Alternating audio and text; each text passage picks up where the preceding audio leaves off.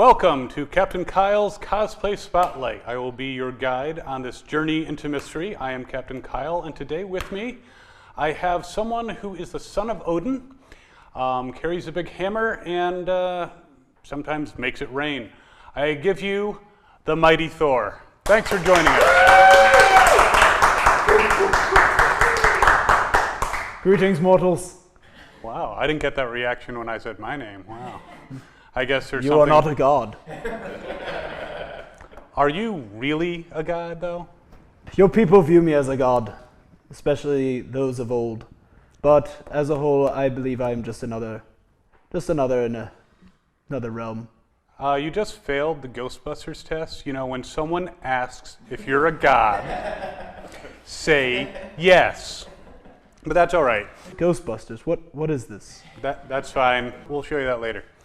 As you were just saying, in days of old, you know, you were like the basis for a lot of legends of the Mighty Thor.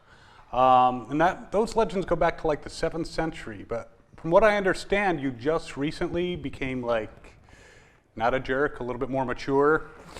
Are you like slow learners in Asgard, or is this like a timey-wimey, wibbly-wobbly thing? See it this way. Your children age through the course of 80 years or so. Asgardians age over a much longer time. We outlive you, very much so, by a couple thousand years. So our maturity level sometimes we need a kickstart. Wow, so how long were your terrible twos? Now, you carry a big hammer. I do. Mjolnir. Mew Mew. Mew Mew. No. As Darcy calls it. Yeah, so say that again. Mjolnir. Mjolnir. Yeah, okay. Well done, mortal. I try. Are you familiar with any other of the famous hammers out there? Have you ever heard of, say, Captain Hammer's hammer? Who is Captain Hammer? Never mind. We'll have to show you that too. Wow, you have a lot of learning to do. So why a hammer? Why not a sword, an axe, M16? Originally, I did wield an axe, but then the great gnomes built Mjolnir in the core of a dying star, and when they did that, it became one of the most powerful weapons known, so I much rather go for the most powerful weapon than your mortal axes. Okay, well that makes sense. So what do you like most about Midgard? So I know you're from Asgard, which is like a very futuristic, very advanced place. You know, people think it's godly, but Midgard, isn't it like, you know, coming to like visit the old Native American Indians and like teepees and stuff compared to like Asgard? Asgard is certainly superior technologically, but you Midgardians have just a nature about you. Much of Asgard is devoted to our military. So to come down to Midgard and have so little actually concerning your military and so much freedoms in other areas, it is refreshing.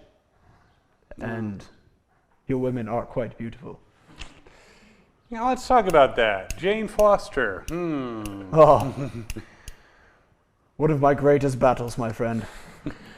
But aren't you like engaged to Lady Sif, or were you at one time like engaged to Lady Sif? And I mean, she's pretty nice.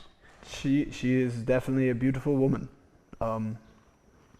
Yes, at one time we were, but I am torn between two worlds.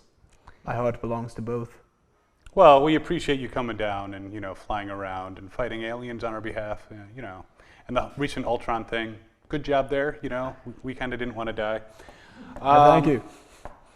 So you control the weather, though. I mean, have you thought about, instead of just like fighting like aliens with it, maybe you could like go to some country that's having a drought, maybe make it rain, or, you know, divert the path of tornadoes or hurricanes? I find that nature will run its course, and I should do as little as I can to interfere.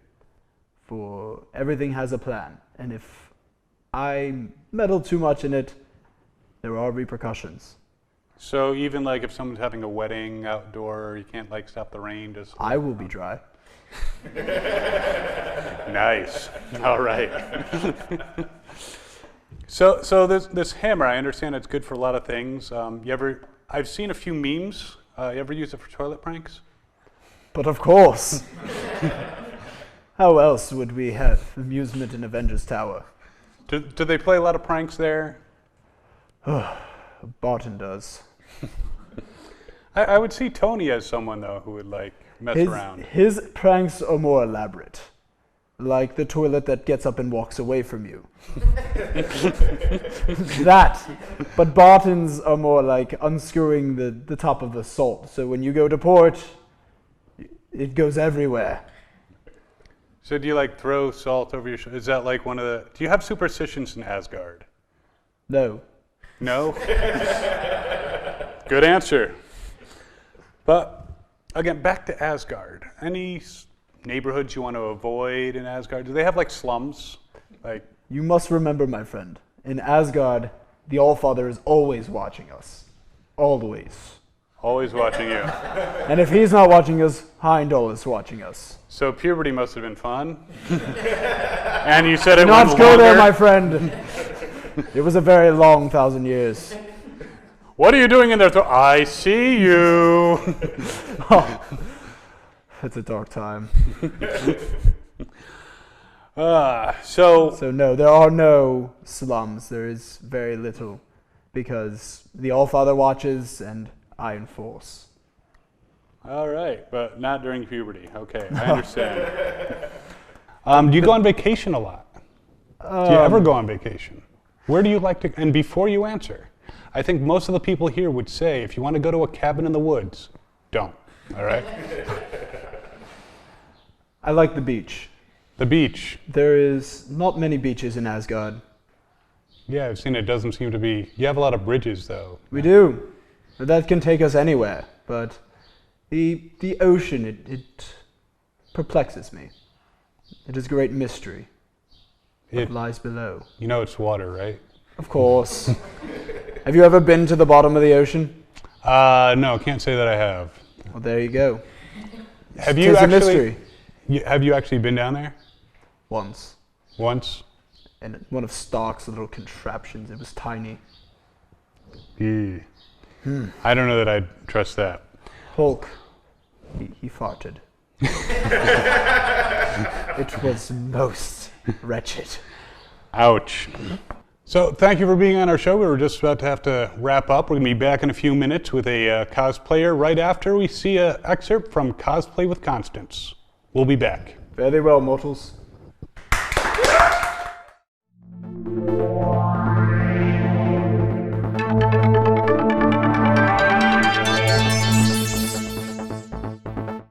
Okay, and what's your name? Rachel?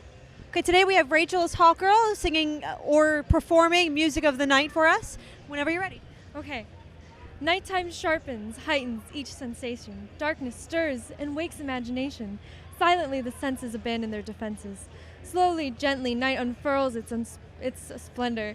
Grasp it, sense it, tremendous and tender. Turn your face away from the garnished light of day, and your thoughts away from cold, unfeeling light, and listen to the music of the night. Close your eyes and surrender to your darkest dreams. Purge your thoughts of the life you knew before. Close your eyes, let your spirit start to soar, and you'll live as you've never lived before. Softly, deftly, music shall surround you. Hear it, feel it, secretly possess you. In its darkness that you know you cannot fight, in the darkness of the music of the night. That was very well done. Thank you very much, Hawkgirl. Okay, today we're here with, what's your name? I am Dr. Deranged, capital D, small e, capital R, soon to be unquestioned master of the tri-state area. That aside, today is going to be doing a rendition of Do You Hear the People Sing for us? Whenever you're ready. Do you hear the people sing, singing a song of angry men? It is the music of the people who will not be slaves again. When the beating of your heart echoes the beating of the drums, there's a life about to start when tomorrow comes.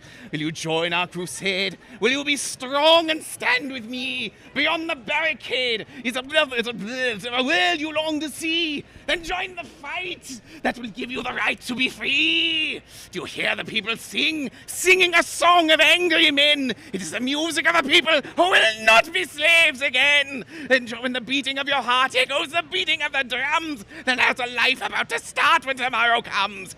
Will you give all that you can give so that our banner may advance? Some will fall and some will live. Then when you stand up and take your chance, the blood of the martyrs will water the meadows of France.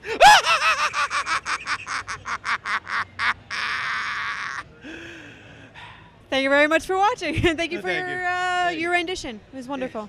A little scary, but good. Oh, good. That's what I was going for. It was deranged. Yes. Yes. You catch on quickly. I like that. I do. Yes. There's a space for you in my minion program. I'll have my people contact your people. There's a snazzy red jumpsuit and a cool helmet in it for you. I'd wear that. Oh, excellent. Thank you. Okay, so today we have with us, what's your name? Princess Leia. And today Princess Leia will be doing a rendition of Tomorrow for us whenever you're ready. The sun will come out tomorrow. Just to bet your bottom dollar that tomorrow there'll be sun. Just thinking about tomorrow clears away the cobwebs and the sorrows till there's none. Just think of a day when it's gray and you're lonely, and then I get really mad and don't mess with my horns. That's it. Too bad the sun will never come out again on Alderaan. Never for anybody who messes with my boy. All right, well, thank you very much for your time.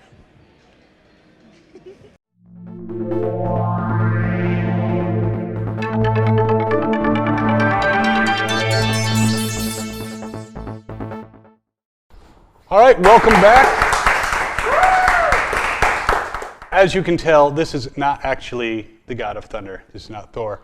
Would you introduce yourself, my friend? Yes, I'm Nicholas LeVasseur, Lava Cosplay, and yeah, that's me. So, Mr. Lava, or Nicholas, what do you prefer, Nick, Saint Nick? I go both by Nicholas and Lava. Lava. I'm going to call you Nicholas because, you know, it's just weird calling you, you know, Hot Rock. Well, you see, my last name is LeVasseur, and my football coach in college looked at me and said, "Oh, I'm going to mess it up, so you're Lava." So it just kind of stuck. Well, that's kind of cool, and it kind of works for cosplay too. So, why did you go with Thor? Someone told me that I look like Chris Hemsworth, so I was like, "Okay, cool, yeah, I'll do that." And then a church was having a trunk or treat, and I was like, "Hey, let's do Marvel Heroes," and then the kids can come around and see the Marvel Heroes and get candy and stuff like that. And I was like, "Well, I look like Chris. Why not be Chris?" Very cool. And then you watched the movies. Had you seen the movies beforehand and thought, you know, I could do that? I had seen the movies, and I thought I could nail the accent. I also did like Thor's character progression. He went from being a stuck-up jerk to being actually a really instrumental character who is deep. Though still occasionally a little bit, you know, arrogant, you know. Well, I am mighty. Yes, you are. So which of the movies, I mean, he's been in the 2 Avengers movies. He's had the first movie, which kind of introduced him to people who weren't aware of Thor. And, of course, he had the Dark World. Which of those was your favorite? That's a tough question. I'd have to say I think I liked Age of Ultron the best because you truly got to see Thor's power. I mean, I smashed the whole rock. The whole rock. Iron Man helped a little. What did you think when Captain America tried to pick up the hammer? And I was nervous. I was nervous. So how long have you been doing cosplay? About 3 months, maybe 4 months. 3 months. I'd say he's doing pretty well for 3 months, yeah. I guess it doesn't really, you don't have to be like a veteran like me. It is Like- because of veterans like you that I am doing as well as I am. Ah, you're too kind. I'm gonna blush. We'll kiss later. Promise? Maybe. So, is this your only cosplay at the moment, or? At the moment, this is my only cosplay. I do plan to do many others. The one that I think is going to be next immediately will be Sabretooth from the first X-Men movie, because he has blonde hair. And I really like it because it'll let me let my animal side out. Like Thor's all refined all the time, or at least he tries to be, and Sabretooth ain't. Yeah, actually, yeah, good choice. Yeah, I'm going with hair color works. I've actually had to spray down my hair. It doesn't come out as well as I like, but it's a lot of fun. So, Sabretooth, what other cosplays would you? Link from Legend of Zelda. I want to try him. It's going to be tricky getting my hair to stay up in the hat, but I don't think Link has long hair like I do. I also want to do Albert Wesker from the Resident Evil series. Because I realized when I pull my hair back, I kind of look a lot like him. So, get rid of the beard. Here we go. So, your friends, your family, are they supportive of this particular endeavor, or do you have some naysayers? My bosses, I have two bosses, and they both tease me all the time. Oh, look, here comes Thor! Yeah, here he comes. Where's your hammer? And stuff like that. But it's all in good fun. My family is very supportive of it. They like that I've been making friends and that I'm progressing. And my friends have been extremely supportive. I actually only had like 2 friends before I started cosplay, and now I have like a lot. It's great. Yeah, cosplay is definitely a great way to make friends. Well, I understand you freaked a lot of people out with a certain impression of a character from Lord of the Rings and The Hobbit. Smeagol and a Gollum. Last process, yes, we did. Many people have wanted to talk to us, but we don't want to do the interviews. We want to sit in our cave with our ring. Be very happy. All right, that creeped me out a little bit. Don't be scared, Captain. Unfriend. No, okay. That hurts us, Captain! Wow! Why would you do that to poor Smeagol? All right, I didn't unfriend you. Wow! He has friends, Precious. No, we don't. Yes, we do. No, we don't. Nice. We're done. Not exactly what you expected to see when Thor was up here. Cosplay, you never know what you're going to get. So, you've been doing cosplay for about 3 months. Have you had some interesting moments when you're doing the cosplay? Yes. I apologize if this man is watching this, but I perceived him as being gay, and he proceeded to flash me in his costume. He was wearing a Wampa suit, and he told the girl in our group to look away, and then he went, to me, and he specifically called me. And then later, we had a costume contest, and I went up for the sexiest costume, just because there were no guys, and I wanted to kind of make a name for us. And he came up to me later, he puts his hand on my arm, and he goes, "I'm so glad you went up for the sexy competition." And like me, I went up, and I was just kidding around because I was in a Wampa suit, but I'm glad you did. And then he just turns and walks away. So now, anytime that we have someone who's a little more friendly, he's a gay flashing Wampa. Okay. Well, does now Star Wars kind of, or at least Empire, give you a little bit of a... I don't watch that movie. Brings back memories. Good memories, bad memories? I sleep with the light on. Bad memories. So you would say that getting into cosplay would be something you would recommend for just about anybody? Yes, it is a definite confidence booster. But if you don't love it, I wouldn't recommend doing it, just because cosplay is something that you love. It is something you're willing to put your heart into. It's something that you're willing to spend long hours constructing or spend some money buying. You're going to put time and effort into this, and if you're just doing it for, then maybe not. But so you would be against someone just doing it just for the attention? Getting attention isn't bad, but if that's like your only motivation, maybe you should So, reconsider. I can tell by the costume that it's a, this probably was not made by you. No. It was pieced together. The actual onesie is store-bought. The bracers were purchased at a con in a leather shop. The hammer, though, was made by me. Yeah, I actually was asking. That looks much nicer than... No, I'm kidding. I can lift it up. I'm worthy. He is worthy, mortals. Take note. So how'd you make this? It's a block of wood that I ran through the table saw to put the angles on it. Then I used the band saw to put the more complex angles on it. Then I wood burned all the fine, intricate designs. I wood burned it in. I put Bondo over the cracks in the wood, and I spray painted it black. Before I did that, I bored a hole through, attached this dowel rod, it's a piece of wood, spray painted that silver, then bolted it all together, sprayed it black, sponged on the silver, put the glue on, glued on the leather, and then, yeah.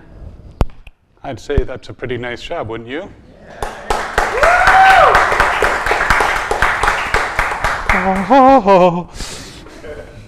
So, what do you do for a living? Is that like... I am a carpenter.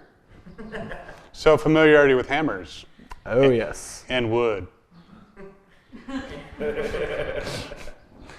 Yeah, I like where this is going. We're going to have to find ourselves a wampa? Maybe.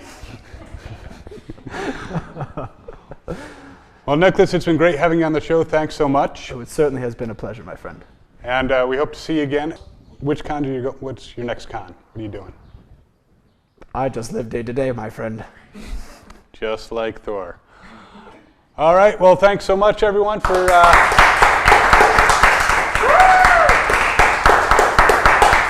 And stay tuned for a few messages, and I hope to see you all on the con floor. Have fun, and cosplay on. Cosplay on.